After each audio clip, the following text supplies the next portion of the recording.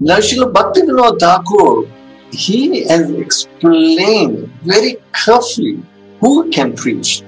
It's explained that only an Uttama Adhikari, the one who is realized, he can preach, not anyone else. Why? Because the Uttama Adhikari has realized the truth. For one of the 10 offenses against the holy name is preaching to the faithless person. So if you preach to a faithless person, then you are making aparad, and that means you are making an offense to the holy name. How will this be pure chanting if you make an offense? Therefore, when we say Uttama Adhikari, he can preach, because an Uttama Adhikari has a certain amount of Shakti, power, that he can transmit this power and establish the faith in you. And then he can preach to you. He has the power. So when Prabhupada asked us to go out and preach, in a sense, but not preach, he actually said we should distribute his books. He even said, what can a few minutes of your talk do? He said, just distribute my books, because the books was a pure devotee speaking. So this is another important point that we have to understand. Now this is all related to chanting, who is the Guru, what is Harinam, what is Nam Aparad, what Gauranga Mahaprabhu taught us. And another point that is sometimes raised is that out of the 9 processes of a devotional service, Harinam or chanting is only one of them. Kirtan is only one. What about the other 9 processes? Now for that I am going to share with you from 2 books. One from the Jaiva Dharma by Srila Bhaktivinoda Thakur, and the other one, the Chaitanya Charitamrita, written by Krishnadas Kaviraj Goswami. And I'm also going to read the purport by Srila Prabhupada from the Chaitanya Charitamrita regarding what is the difference between chanting and the other processes of devotional service. So please bear with me while I read these 2 important topics from the Jaiva Dharma first, and then we'll elaborate from the Chaitanya Charitamrita. In the Jaiva Dharma, chapter 23, Vijay Kumar inquired from the Babaji the following. He said, there are 9 or 64 limbs of bhakti, but chanting Shri Harinam is only one form. If one always chants Nam, how will one have time for the other forms of bhakti? The Babaji replied as follows, this is not difficult. The 64 limbs are all contained within the 9-fold process of bhakti.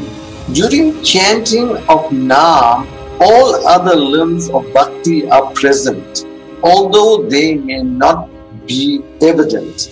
This conclusively proves that chanting Harinam is equivalent to practicing the 64 limbs of bhakti. So this is from the Jaiva Dharma. Now I'm going to read from the Chaitanya Charitamrita what Krishnadas Kaviraj says about chanting, and the purport, what Srila Prabhupada says. Before I read from the Chaitanya Charitamrita, I want to explain another very important point regarding chanting. Gauranga Mahaprabhu has explained that how we should chant the holy name of the Lord. He explained, Trinad api sunichena tarahopi sahishnuna amanina manadena kirtanya siddhahari. We should chant the name of the Lord in a humble state of mind, and we should be more tolerant than a tree, devoid of all sense of false prestige. This is in chapter 15, 107. Here it is explained that simply by chanting the holy name of Krishna, one is relieved from all the reactions to sinful life. One can complete the 9 processes of devotional service simply by chanting the holy name. So here it is clearly explained. What I explained in Jaiva Dharma, Krishnadas Kaviraj explains the same. He says that just by chanting Harinam, the name without offenses, then one accomplishes the 9 processes of devotional services simply by chanting the holy name of Krishna. So please, I'm giving you all this evidence for you to understand that we are not speculating, but we are quoting from the books, and we are giving you the evidence from the scriptures. And the most important point today, and most of you are being very sentimental and thinking that you have a guru. Most of you don't have a guru. Guru means one who is self-realized. And I know as a fact that many of you don't have a guru. Guru is one who knows who he is or who she is. He knows the spiritual form. That is guru. So if you got such a guru, then you have guru. Otherwise, he's not a guru. Sometimes it's called con guru. Don't get conned by a con guru. Now I'm going to read to you the purport by Srila Prabhupada. These are activities of hearing, chanting, remembering, serving, worshipping, praying, obeying, maintaining friendship, and surrendering everything. As far as the chanting of the holy name of Krishna is concerned, one can be free from all sinful reactions by chanting the holy name of Krishna without committing offenses. So the key word here is without committing offenses. If one chants offenselessly, he may be saved from all sinful reactions. It is very important in devotional service to chant the holy name of the Lord without committing offenses. The 9 devotional processes such as Shravanam and Kirtanam can all be attained at once if one simply chants the holy name of the Lord offenselessly. Now I gave you further evidence about chanting the holy name without offenses. Chanting the holy name without offenses means chanting Harinam. If you're chanting with offenses, then you're not chanting Harinam. Harinam is the pure chanting of the name of Krishna. Please understand this. These are very, very important points. I gave you the evidence how you should chant the name. Japa means I am the only one that must hear, not you. Because when you hear, it is kirtan.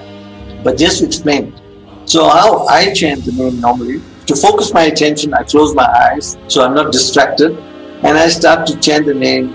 And before I chant the name, Prabhupada has taught us that we should chant the Panchatattva mantra, which is very, very important. To me, it's the most important part of chanting. That we have to chant Jai Shri Krishna, Chaitanya, Prabhu Nityananda, Sri Advaita, Gadadara, Sri Hasari, Gauranga Mahaprabhu. This is very, very important because only by chanting this mantra with great devotion, then we'll be able to chant the Maha Mantra. So when offenses are made while chanting the Maha Mantra, you get relief because you've taken the name of the Panchatattva mantra. And Srila Bhaktisiddhanta also said that the pre-qualification before we chant the Maha Mantra is to chant the mantra of Nityananda and Gauranga. This is very important. He said before we chant, we should chant these mantras. Then we'll be qualified to chant the Maha Mantra. But Srila Prabhupada never taught us that. He just said we should chant the Panchatattva mantra and chant. Because of Prabhupada's direct contact with Krishna, that he could make rules, and the pure devotee, when he says something, then Krishna reciprocates. So whatever Srila Prabhupada has said, if you do, you will realize Krishna. You will go back home. Even if you chant 16 rounds, if Prabhupada said you'll go back, you'll go back. But Prabhupada also said without offenses. So if you chant 16 rounds without offenses, Prabhupada said, and I will also say the same thing, you will definitely go back to Krishna. Because Prabhupada said it. So don't feel bad if you chant 16 rounds, but if you chant 16 rounds without offenses, you will also go back. But why we say 64 rounds? Because Gauranga Mahaprabhu, he actually said that he wouldn't even eat in anybody's house if they didn't chant 100,000 names of Krishna daily. He said he wouldn't even eat. So from that day, everyone understood that they had to chant 100,000 names, or roughly we say 64 rounds. So 64 rounds has come about from Gauranga Mahaprabhu's mouth. This was actually also a concession, because the Namacharya in our line is Haridas Thakur. And Haridas Thakur, he chanted 300,000 names a day. So this is a standard.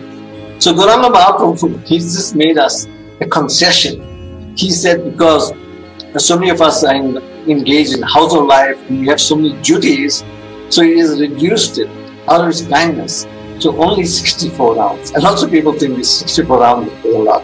Actually, it's not a lot at all. If you once practice, even if one chant slowly, it will take you over 5 hours. And that's nothing. It is 24 hours a day. So we can't sacrifice, and we say we want to become pure devotees, we want to go back to Goloka, but we're not prepared to even give 5 hours or 6 hours of our time chanting. This is hypocrisy. We cannot take it so cheap that yes, I will chant just for 1 hour or 2 hours and that's enough. And the rest I will do for myself. No, one must apply oneself. So Gauranga Mahaprabhu has said 64 rounds. Prabhupada has given a concession, and he has explained actually why he has given this concession. Because Srila Prabhupada came to America and he started to introduce the Krishna conscious movement. He asked the devotees, and many of them admit up till today, yes, Prabhupada did tell us we have to chant 64 rounds. But because we were not ready, he then reduced it to 32 rounds. And when he found that we could not even do that, then he said, okay, 16 rounds is minimum. He always stressed, if you listen to all his lectures, Prabhupada never said chant 16 rounds. He said 16 rounds is the minimum. He said 16 rounds is always the minimum. But some people think that this is also a maximum. No, Prabhupada stressed, please hear what Srila Prabhupada says. He said that 16 rounds is the minimum. And Gauranga Mahaprabhu, as I said, he has set the minimum standard as 100,000 names or 64 rounds. So it's important that we understand this. And again, I'm stressing, we must chant without offenses. Srila Prabhupada has explained the 4 basic principal offenses that we should take. This is the vow that all of us take.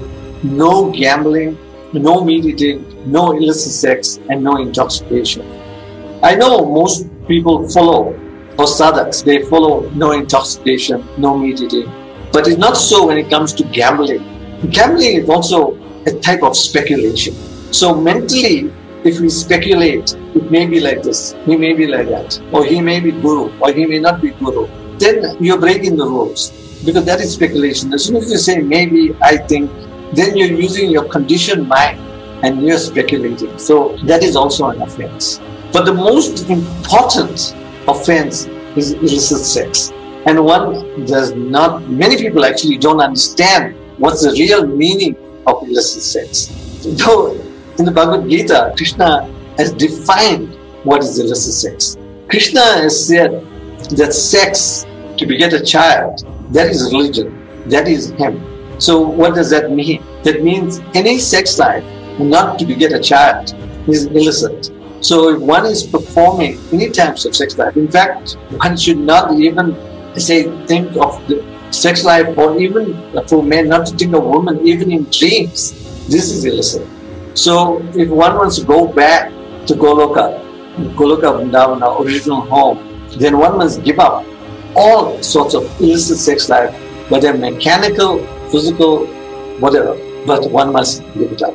That is the most important point about the rules and regulations. So sometimes one says, yes, I am not performing illicit sex, but are you really not performing illicit sex? So this is very important. So one may say, why are you stressing? No, this is very important. In fact, Prabhupada has also said many times, he said, sex life, that's how Maya bounds us up and keeps us entrapped in this material world. So if one overcomes that, then one definitely is on the way back home. This I have to say because it is one of the most important things about spiritual life, controlling the senses. And how we control the senses? We control the senses by what Rupa Goswami terms in the Nectar of Instruction, by controlling our tongue. And we control our tongue by the way we speak and also what we eat, etc. So it's important to understand how everything is there. It's quite clear on how to control the senses and how to work our way back to our spiritual home. We are not from this material world. We are all part and parcels of Krishna, and we all should go back home. This material world is just a prison. It's a reformation place. So one must understand, this is not our home. So please, chant, chant, and chant Harinam, and your life will become successful, and you'll go back home. Hare Krishna, Prabhu's and Vaishnavis. Thank you very much for listening. Hare Krishna.